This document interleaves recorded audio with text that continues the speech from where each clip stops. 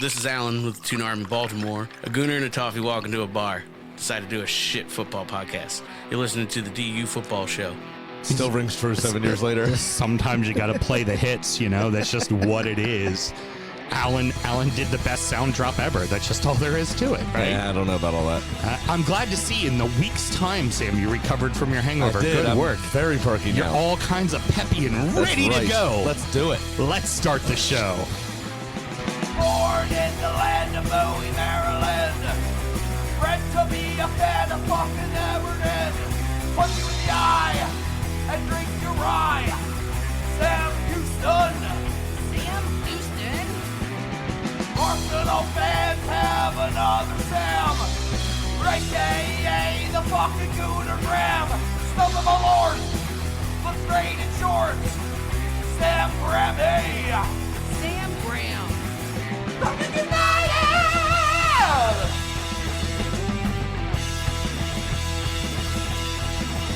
Fucking United!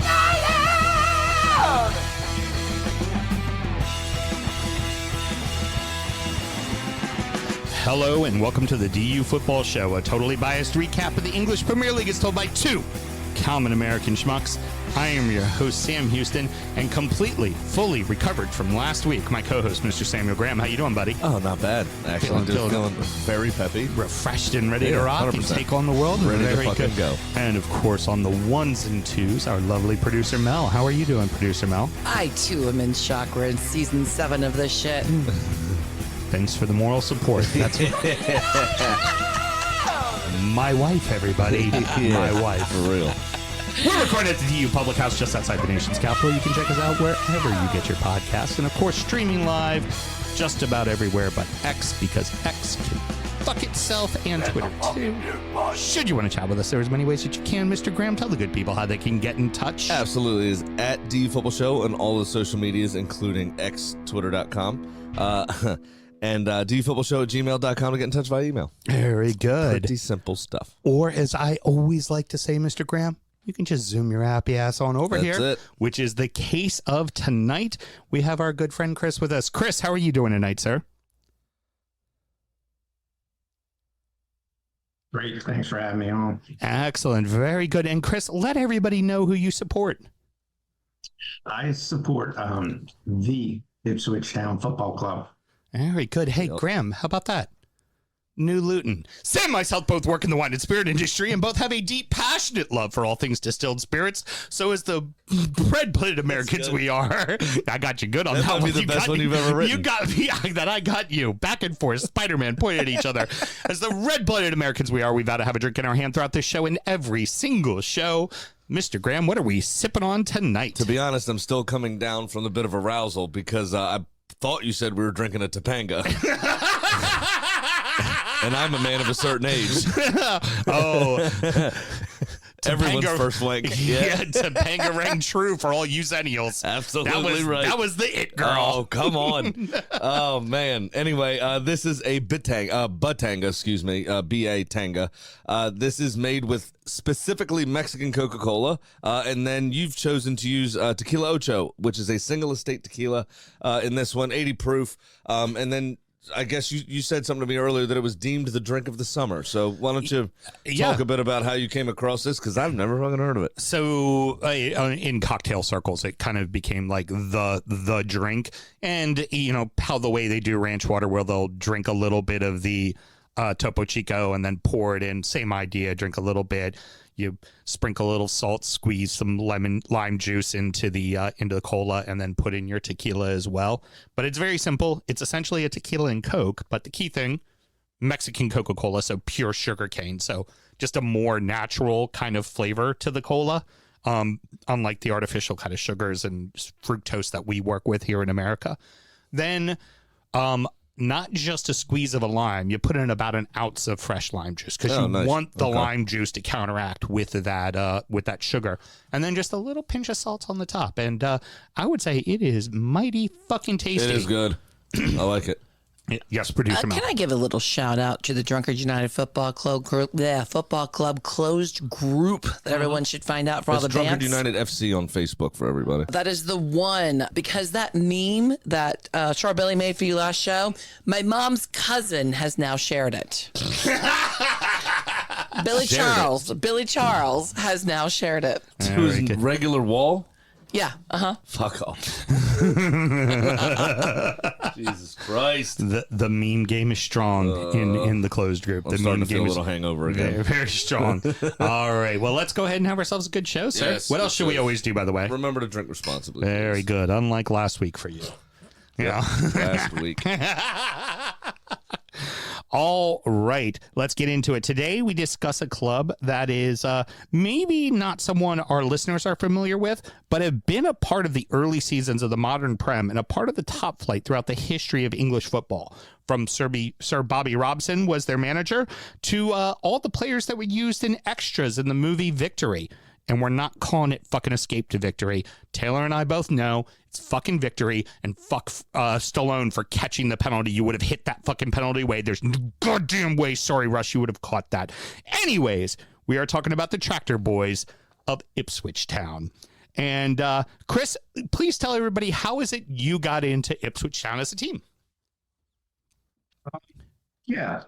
So I guess like looking for a team and getting into football, I knew I didn't want to kind of have a top tier premiership team. And this would have been 2006. I was in the Army. I went to Afghanistan. And before I left, a buddy of mine gave me a PSP with only FIFA as the only game. So I picked a team. And the championship that kind of decently recently was up in the Prem. And I was like, all right, it's got to be Ipswich Town. Decent history. And I did not realize that I would wait, kind of this long for us to be back up. Let's say it has taken a little while. Yeah, a little bit. And but I like an underdog story, and I don't mind, sort of the lovable loser thing. I'm a big Oriole fan, so that that's the kind of fandom I like. The other thing too, and this is, particularly kind of hits home for people in the States. Well, it hits home for people like us, especially because we're fans of all the DC teams, so we're very much lovable losers. Yes, we are. But it's how a lot of people that have gotten into the Prem, particularly when it was first like on Fox and it was hard to really catch games and things like that. Fox Soccer Plus or whatever it was called back in those days. But a lot of people, you'd be amazed how many people in the States found their team through FIFA. Oh yeah, that's where they found. That's how they found their club, and there's no shame in it, especially if once you start to get into them, you start to pay attention to them, you start to learn about their team, you start to learn about their rivals, you start to learn kind of just a little bit of everything, and that's great, Players, right? Yeah. Most of my European geography of things I know came from playing fucking FIFA, and some of the Champions League's modes and all that kind of stuff. Oh yeah, figuring out who the crazy ass Eastern European teams are, like okay, Red Star Belgrade. Yeah, you're like, okay, where are they? Oh yeah, Bulgaria, right. Shit like that. The fact that he started supporting Ipswich through FIFA, I'm surprised he hasn't ripped his shirt off to reveal a Man City shirt yet. Because we all know their fans are plastic. Too funny. So, go ahead, Mr. Graham. So last two seasons obviously go hand in hand with Ipswich's kind of rise back into the Premier League.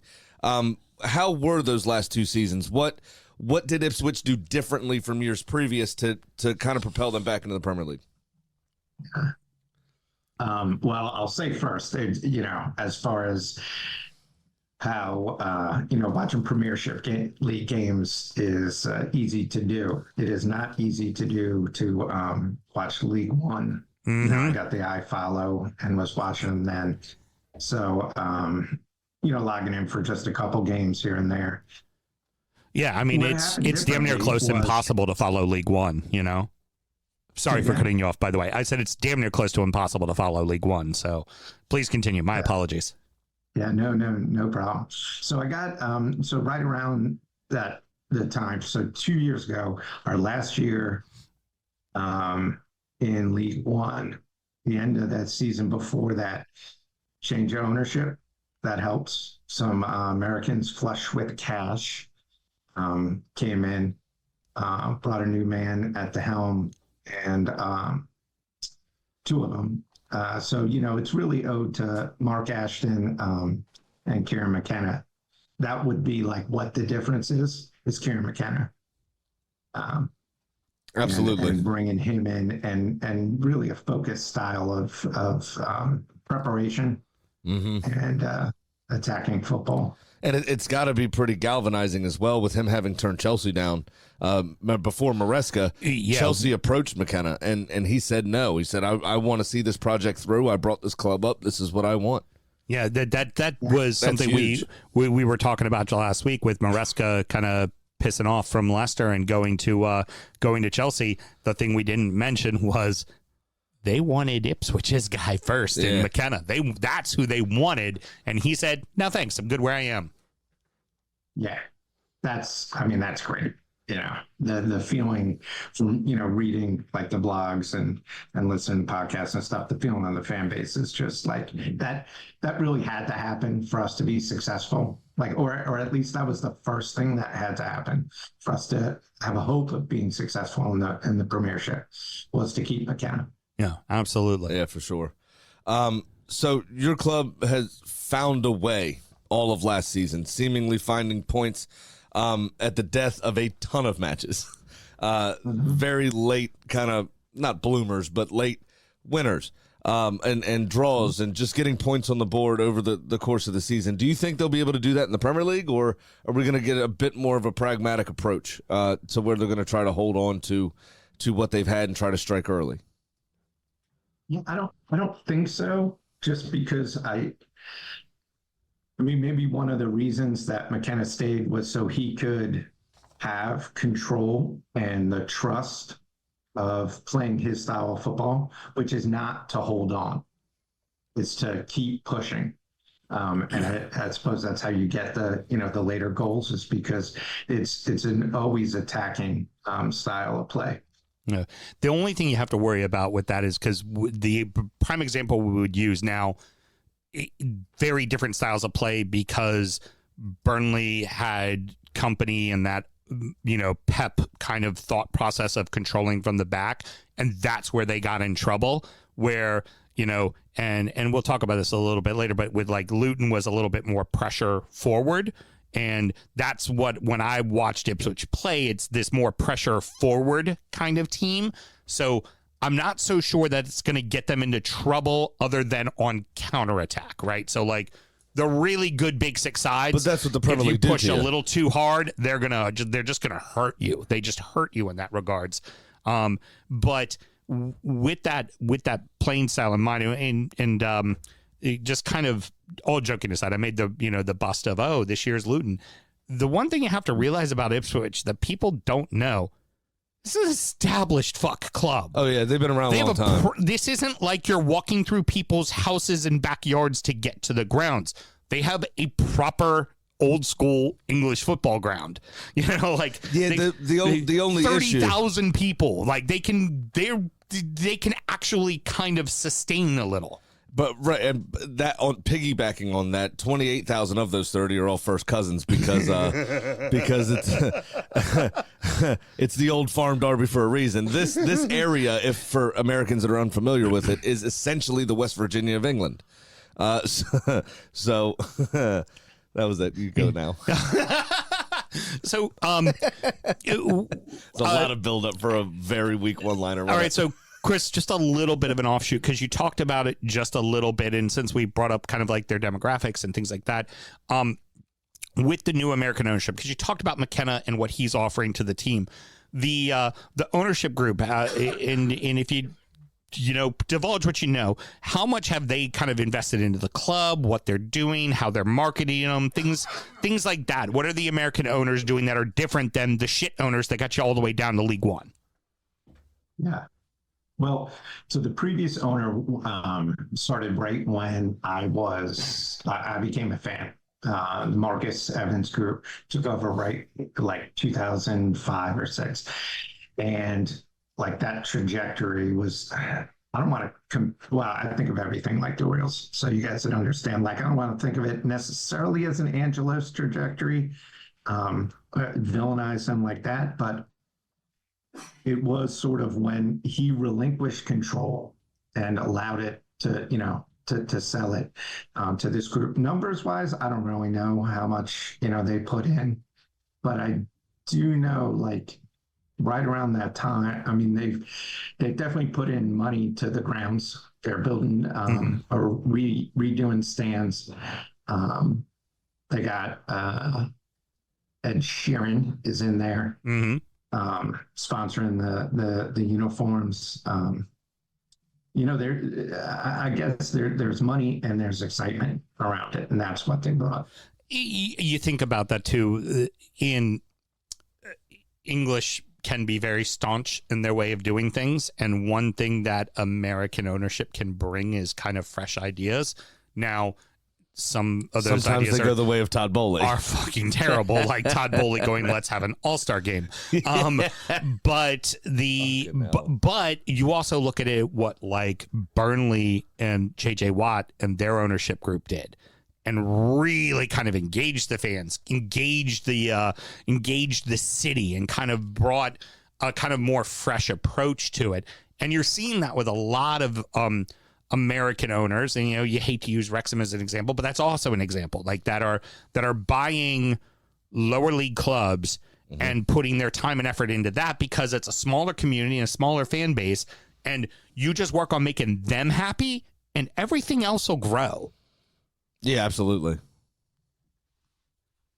Like you mentioned, I think the beauty of town is that history, of having been a part of the early days of English football. So kind of talking a little bit more about McKenna and about the team in particular, who were kind of the key players under McKenna? I got to assume there's some guys that were with him in League One and now in the Championship that have made their way all the way up to the Prem. Yes. And that is possibly a little cause of worry because, there's kind of the standout players that we had in League One. We actually had in League One the season before promotion as well. A good number of them. So, I mean, they're not necessarily League One players because they played in the Championship and got us promoted. But I think who you'd be looking at is in defense would be Luke Wolfenden. Wolfie. He's still with the club, and he's going to be a solid part. Midfield is Chaplin. He's definitely going to be a big part. And then who we got last year when we were in the Championship on loan from Chelsea, I'm pretty sure, is Mari Hutchinson. And so, like, I would say after locking down McKenna was locking down Hutchinson as another key piece of success for our ability to compete. Did you get him on a permanent? Is he now signed to the club? Yeah, so we signed. You always like that, a kid who does well and then get him onto the club. The other piece that we spoke about it last week with Lester, with Mark, obviously, you need those locker room guys. Right. You need some of those people. He was talking obviously about Connor Cody being in, kind of a leader in the dressing room. And Albrighton as well, yeah. Right. We saw it with Luton last season and Pelly Ruddock and Penzu, being there from their non-league days all the way up through until the Premier League. Right. It just became this sort of, kind of galvanizing character. So some of those guys, it is smart to keep some of those League One guys around, but you absolutely have to add some Premier League experience to that, or you will just be found out. Right. Exactly. Right. Now, is like someone like Hutchinson, who you mentioned. Do you think that they're going to have an opportunity? Do you think they'll break out in the Premier League, or do you think they're maybe not quite ready for the spotlight? No, I think he's ready for the spotlight. I mean, he played a lot of games in the championship and excelled in those games. So, like, I mean, is he going to break out and be known across the league? I don't know, but I think he's going to break out and serve us well. Excellent. Awesome.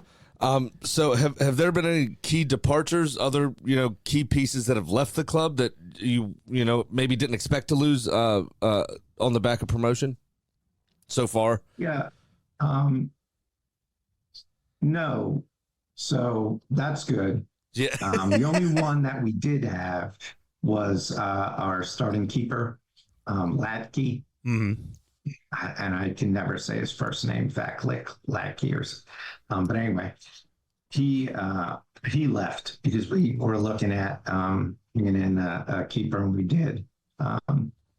So that was kind of like opening the door for him to leave.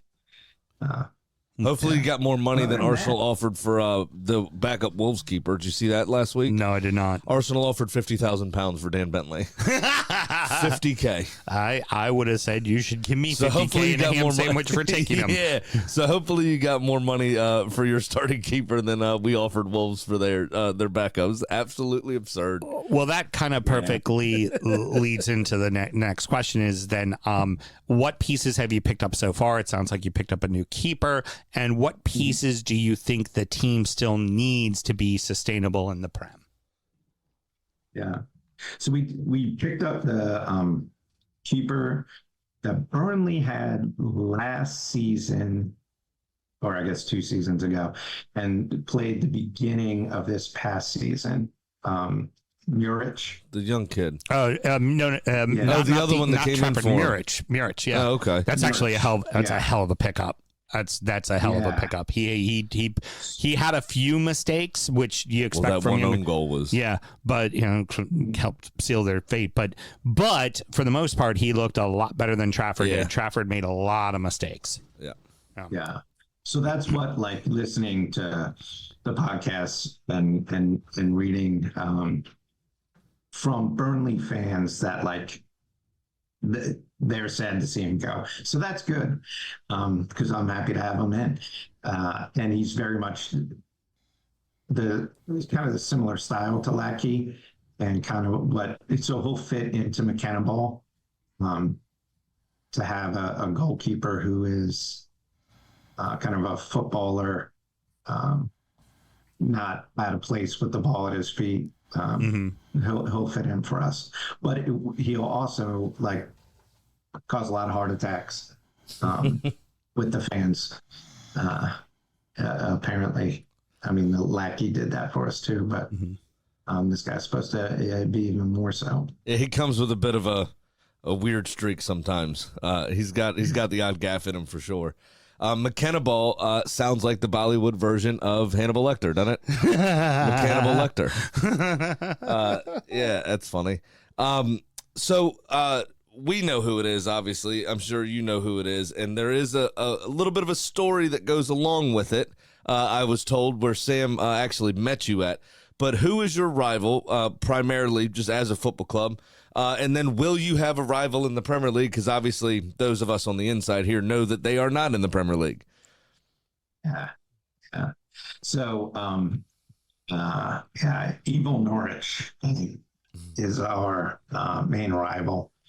Like you said, I mean, both in East Anglia, the West Virginia, I think, as you described it, of England. That's why they call it the Old Farm Derby. That's why they call it the Old Farm. It's why exactly. Ipswich nickname is the Tractor Boys. It might have something to do with agriculture out there. Maybe. Exactly. Yeah. Well, they couldn't call them the dentists because there's only about 7 teeth collectively.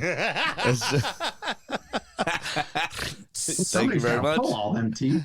I was gonna say that's a joke on multiple levels because not only you're making the West Virginia joke, you're also making the English have bad teeth joke. Kind of work is. I like that multi-layered. That was very good. And that's it for me. You have a nice night. Let's end on a high here. Chris, if you don't mind, I have to tell the story. This is how I met Chris. It was I went to Barflies, which, as we all know, is a Leeds bar, and it was the second leg of the playoff that Leeds was playing Norwich, and they were already up on them in the first leg.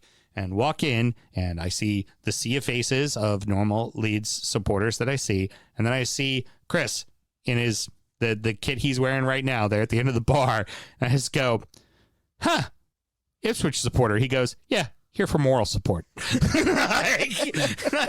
Yeah, you are just here for the demise of your rival. You can give a shit else what else is going on. You are just here to watch them fail. That is all. And also, by that time, we had been promoted. So I went in to give Mike a hard time and give him advice of like, how to act as a fan in the Premiership. Just how to conduct yourself. That's fantastic. And it's the kind of shithousery this show and myself about. We fucking live for. For it. You just like it's Fred Savage in the Always Sunny bit where they were doing the whole. Stop bringing up things Topanga was a part of. Okay? The whole bit was each one of the cast members had to take their turn blowing DeVito, that it was written into the contract. Yeah. And Charlie shows up for it, and Rhea Perlman's there with the camera, and there's Danny DeVito with the Vaseline going, you're gonna need this for your lips. And then he looks over and he goes, Fred Savage. And Fred Savage is just sitting there eating popcorn going, I'm just here to watch. And that was that is exactly the vibe I got for Chris. Just be like, yep, I'm just here to take it all in. That's pretty good. That is what I am here for. Producer Mel, do you have something for us? Because you're just there on camera, not. So who would be, obviously, since Norwich didn't come up, who would be your rival in the Premier League this season, if anyone? Is there anyone close enough to really be a rival? Are you going to try to manufacture something like Brighton and Palace fans do? Don't know. We're just happy to be here. Maybe trying not to cause too many waves. Yeah, I mean, I don't know the answer to that. Like, I gotcha. You just look up north to Newcastle and be like, well, Sunderland's not here, so you all can fuck off. We're on the same coast and we're kind of north. You're just really north, you know? I mean, Chris already said Tottenham could fuck off. Yep, there we go. Yep, that's true. I got that one from earlier. The one thing we did forget to add when we were talking about players, what are other pieces you think the team needs to add? Do you feel like is it depth? Is it, say, like a veteran kind of Premier League presence? Is there more midfield help you need? It's like, what do you think are things you could probably use to make the team better? Are you signing Ross Barkley from Luton? No, he already went to Villa. Oh, did he? Fuck off, seriously. He went to Villa, and then Villa sold Diaby. Villa took advantage of that old Uncle Saudi money. Where is it? There and it just is. got Diaby just sold today now for 50 million. Yeah. Well, sorry about that. Never mind. You know, hey, Graham, those teams at the top, man, they just, I guess they just get checks from Uncle Saudi. This does answer your question. What's Ross Barkley's favorite crayon color? Claret and blue. All right, sorry, Chris, we got on a sidetrack there, but pieces you feel you need for the club. Yeah, I'd say somebody in the midfield. So we have the captain Morsi. He's a strong midfielder. He's got some weight to him, and he can fight for the ball and isn't afraid to do that. Get sent off. But what we may need, and then also in midfield, we got my favorite player, which is Wes Burns. Like the Welshman. But what we may need is a midfielder that can really play the whole field, run box to box and be able to kind of pass the ball off, play the quarterback role. I think is something that we would be a piece that they're going to be looking for. As far as like, I think I've heard something about this, like we need a striker, but what they also say is if you look at the way that we score, most of that comes from behind the striker, the forwards. So we may not need that as much, but I think we need depth in the forwards. Now, I know that you guys, you got Ben Johnson from West Ham, which will be nice. The other one that I know about, I don't know very much about him, would be Jacob Greaves. That was one that apparently they got him from Hull City. That was one that Everton were big in on and ended up losing out. He went to Ipswich as well. And then rounding out, Liam Delap is come over to the club from City. From That's, City, yeah. Rory's son, the old long throw Stoke legend. Yep. And then of course Merrick, who we've already mentioned. So getting some, not necessarily, people with experience, but not necessarily like old time veteran types, kind of just, Ben would probably be kind of the older veteran type because he's got Premier League experience, but he's not an older player either. No, not either. By any means. That's the young right back that played for West Ham, right? Yeah. Yep. That just could never seem to get in or for a while there had a lot of problems with injuries. Sufal's very good. I mean, it's hard to displace happens him. To be pretty good. Yeah. Oh, they did. Yeah, they brought the lap in and they played. I think, I don't know what day today is. Saturday, they played a Ukrainian club and with a friendly, and the lap was in on that, and apparently he did pretty well. Good. Nice. Yeah. Awesome. I have one quick question before the last one, because I often think about this as an Arsenal supporter. I have never experienced a life where my rival was not in the league that I was in. Obviously, being in the Premier League is the most important thing financially for a club, for exposure, for experience, for everything. Is there a little piece of you, because Norwich didn't come up, that's a bit sad that there's not going to be an Old Farm derby next season? Nah, fuck them. I mean, it's also kind of sweet that they're not on, Right. Well, we're so far beyond them right now. I mean, throughout history, you actually have been. Well, and that's also, let's remember, in recent years, Norwich has been the yo-yo club that most Americans are familiar with over the last 7-8 years. Well, and remember, but traditionally, Ipswich was the bigger club. Norwich had taken the piss on at Ipswich because they got promoted to the Prem, and that's the year that Ipswich went down to League One. So they really had to go at him. So that's fair. So I'm sure Ipswich getting the promotion out of winning League One, getting promoted, and then getting promoted again in back-to-back seasons, I'm sure that is the right proper double-fingered salute that they just turned around and gave their counterparts on their way out, You know what that is? That's the Newcastle fan doing the willy-copter at the top of the stairs in the FA Cup. I would have stood right at the end of the tractor road and fucking just whip my wang around. We'd do a little willy-copter. So here's the big question. The way we like to finish these in terms of the discussion about the club. How is Ipswich going to do this season? You staying up? You going right back down? What do you think? What can we expect from Ipswich and where they finish this season? I don't know. You look at it and see some wins. That I see us being able to pull out some wins here. I guess another way to look at it, and I don't know the answer to this question either, is who else could go down? As long as there's people below you, you're pretty safe. But yeah, I don't know. I hope we can stay up. Yeah, it's honestly be fourth worst. Fourth worst stays. That's the key thing. And we were talking about this with Ken a couple of weeks ago. Is there's enough teams that you gotta kind of worry about. It's like, yeah, Palace finished in 10th, but if they lose all their key pieces, which is very likely, they could be in trouble. Everton, you just don't know. I mean, I love my boys, but our finances are fucked and we can't figure out who the fuck we're going to get for an owner, right? Like, apparently we're not going to be in PSR violation, hence why we kept Branthwaite, but it still doesn't mean we're not fucked, right?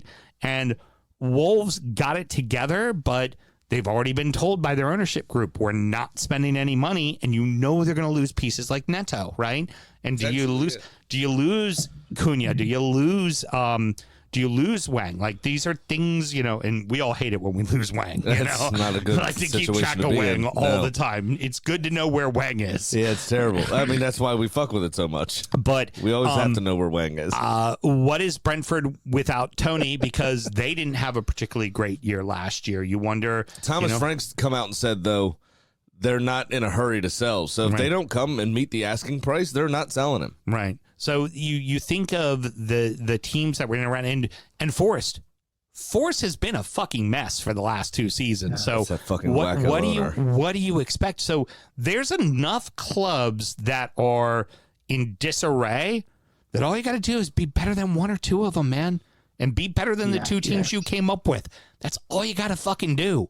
You don't have to and we all have to remember this last season is the first time in a long time that all 3 went up and all 3 went down. Mm-hmm. That doesn't happen often. Somebody always sticks around. Yep. Someone always sticks around. Even if it's only for a season. Like, remember Huddersfield? Got caught with sophomore syndrome a few years back. But, yeah, typically, somebody stays. Yeah. Somebody always stays. And, the team, winning the championship is a great achievement. It's a wonderful thing to do. But when you're sitting at the top, now the manner in which last season's championship finished means that Leicester may still have some momentum, right? Ipswich may still have some momentum. What you really look for is to carry that good feeling and that momentum along. So a lot of times you'll see, in the playoffs, the formed team entering the playoffs. That's why you get a lot of 5th and 6th place teams coming up. Right? Because they're playing their way into that setting. Right. And then they come up through that playoff system and carry that momentum forward to the first, 2-3 months of the season. The manner in which last season, with, as you said last week, you had Ipswich was top of the league for 2-3 weeks, and then you had Leicester come back, and then you had Leeds in there. You had Southampton putting their best foot forward from time to time. All this fluctuation for them. This is the first time in a long time that at least I can remember that all 3 clubs really have a decent amount of momentum coming into the season. Yeah. And, Leicester obviously have the potential PSR thing hanging over their head. There's a real opportunity. If you start, rattle off, 8 to 10 points in your first 7 to 9 games or so, you could put yourself in a really good position for the season. And we've always said it takes 39 to stay up. The last couple of seasons, it's only taken 32 or 33 to stay up. So because the league has started to show a lot of have and have not. So again, that's all you got to do. And even for forgive me, Chris, if I'm taking any steam or steamrolling you or anything like it, but it's also not the end of the world if you go back down. Right, because you take that Premier League TV money and you put it back into the club and you keep developing young players, and like Burnley did that famously under Dyche for like 5-6 years and before they had their next thing next thing you know, they were in Europe because they did that. Like it just the other people, and not to throw anything in your face or kind of be a dick. That's what Norwich does, and what they've done over the last decade is come up, not really invest a ton, take the TV money, go back down. Yeah. I mean, how many times have we quit talking about Norwich during a season because they did not give a fuck? Oh, they were. Yeah. They just stopped caring, right? And it was the most drab, boring thing in the world to watch. So hopefully that doesn't happen to Ipswich. But if it, again, if they go down, you take this $200 million you're about to get, reinvest, and then we probably see you again in a season. Right. Precisely. I think that it'll hopefully, if they play the style that got them there, it'll be fun to watch. I will say with that kind of almost cardiac kid kind of mentality that they had, that it ain't over till it's fucking over kind of attitude, I think they're going to shock a few teams that go, all right, we're up 1-0. We're just going to hold on to this. And the Tractor Boys are going to go, oh, no, you don't. No, you don't. Like, we know how to score at the death. Fuck you. We know how to do it, you know? And I bet you they pull some shockers this season just because teams aren't going to be ready for the fact that they don't go away, that they never die. You know, kind of that's what their club has been that entire season in the championship last year. Cool. Well, perfect. That's going to wrap it up, boys and girls. Mr. Graham, any parting words? Just playing back one more time on the first cousins thing. You know who doesn't die in The Hills Have Eyes? Who? The big dude with all the fucked up teeth. Very clearly. I can't let it go. Yeah, no, you can't. I like beating a dead horse. If we name Then these, who's going to pull that tractor? If we name these, it'd be Getting to Know You, Ipswich Town, the West Virginia of the Premier League. Oh, I'm still so hungover. It's All right, funny. Chris, thank you so. Hey, you're letting down the third wall there. I don't fucking care. Chris, thank you so much for joining us. Please, no the floor is yours. Talk about podcasts that you like to listen to that are Ipswich centric. I know that there's a newly founded group locally for Ipswich Town as well. But any kind of way that other Americans that are interested in Ipswich can find out more about the club. So there is the Facebook group that Ron just started. We have 14 Ipswich Town fans in the Baltimore, Washington area. 13. There's I'm in also that group. Like Ipswich Town fans of North America kind of page on Facebook. But if you are in the Baltimore, Washington area and you'd like to be a part of Ipswich Town football, please join that group. And you can be updated about like where we're going to meet. So actually, you know, the Leeds bar, Mike. Yep. Barflies. Yep. Barflies. They have like sort of some of the owners from there opened a place. I'm down in South Baltimore in Locust Point. They opened a bar down there, and I watched did I watch Ipswich? I watched something down there. Anyway, I'm turning it into an Ipswich bar. So we are, I should say. So that's where we can watch all the games. The Spike who runs it is going to get us in. We're going to see how it goes. You know, he's going to open for the games and have a place to watch it. Get a few drinks. I can guarantee you'll see one of us there. Then we're going to keep doing it. Say again. Yeah, at some point, one of us will definitely be there. If not both of us, will definitely be there. Come through and help to support and show. So obviously, if there's any listeners and they're interested, get on that Facebook page and just let me know. Because that'd be cool. And if you're like me and you're looking for a club to support, why not get behind the underdog? There's no bad time to jump on the bandwagon. Yep, don't disagree. And like I said, you got our full support. We'll make sure that we pump out the group as well. And there is a propensity in Baltimore, especially for owners that own multiple establishments, to each separate establishment having a club in that place. Hey, a perfect example is your club. People, exactly right. So we're one of the best supporters groups in Baltimore. The Abbey Burger in Fed Hill, which has recently sold, so technically it's not the same owner. Not technically, it isn't the same ownership anymore. But West Ham took over the Fells Point Abbey, and then Newcastle took over the Mount Vernon. Yep, or Mount Washington. Washington. Yeah, Abbey. So there's that relationship with football and with some of these establishments is a very special one, and we wouldn't be where we are without the Abbey. Once you find a home, it's the old kind of Field of Dreams shit. Build it and they will come, right? If you find a home, if you find a location, people will turn up for it. People will figure it out. And also, particularly Mike with his one establishment, Barflies, has already seen that can work. Yep. And certainly with his other one, I want to say like Barflies is basically based around like little pan pizzas. That's like a lot of their menu. I think the other place he has is like tacos and egg rolls, kind of like handhelds. Is kind of the tacos and egg rolls. Yeah, is kind of the sounds a lot like never mind. What's that? The place is called EAT, egg rolls and tacos. There we go. I knew it. It's down there in Locust Point, and It's pretty much the best Ipswich Town bar that you're going to find in Baltimore. We won't let anybody know it's the only, but it's the best, damn it. That's all there is And to Locust it. Point's a lovely area. My daughter went to school at FSK for 7 years. Mm-hmm. Absolutely. So, all right. Thank you very much for joining us, everybody. No injury time this week. And also, we're going to take a couple of weeks off because we are obviously going to both be on vacation. But while we are on vacation on August the 15th, look out for our 20 supporters from 20 clubs. Absolute shit show that it is. The show that we always think is going to go an hour, and it goes 5. No, it really doesn't go that long. Goes about an hour and a half, yeah. No, it normally goes about 2 to 2.5. Well, That's fair. how long it goes. We tell everybody you got 5 minutes, and then Mark can't figure out the internet for Tottenham, and then Ryan and Sam get into a fight because they're frenemies, and Well, then no, we're not really frenemies. He's just a cunt. and then you know, you have Brad has to make fun of Paul and Brighton, and then Brad has to make fun of I hope so.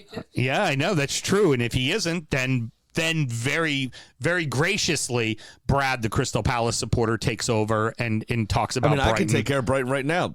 They found another gem in South America for 20 quid. Yeah, exactly. He's going to take the league by storm. Yes, producer Mel. And then we have the guy from Man City.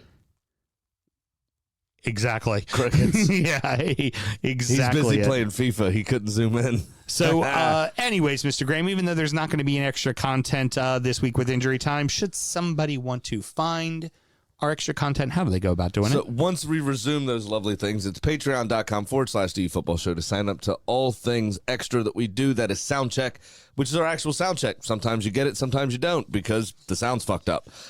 If you do get it, it's usually us recapping our work week and things that we, kind of do around the house and stuff, and how hungover I am. Like drinking too much. Yeah. That's exactly what we talk about. And then Injury Time, which is our preview show that we release weekly, previewing the upcoming action of the following weekend in the Premier League.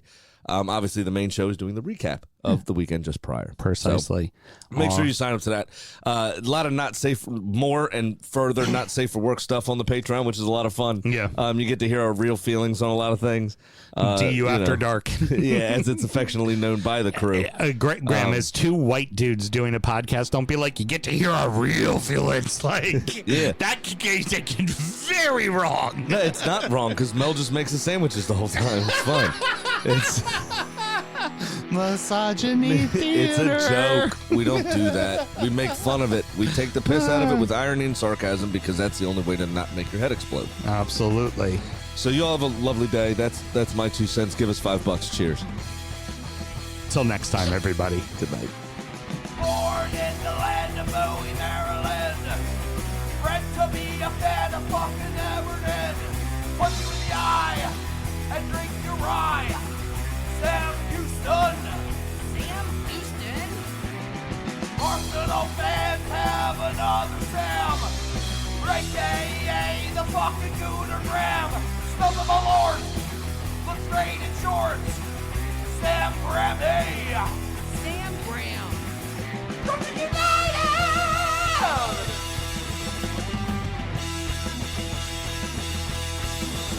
Brooklyn United!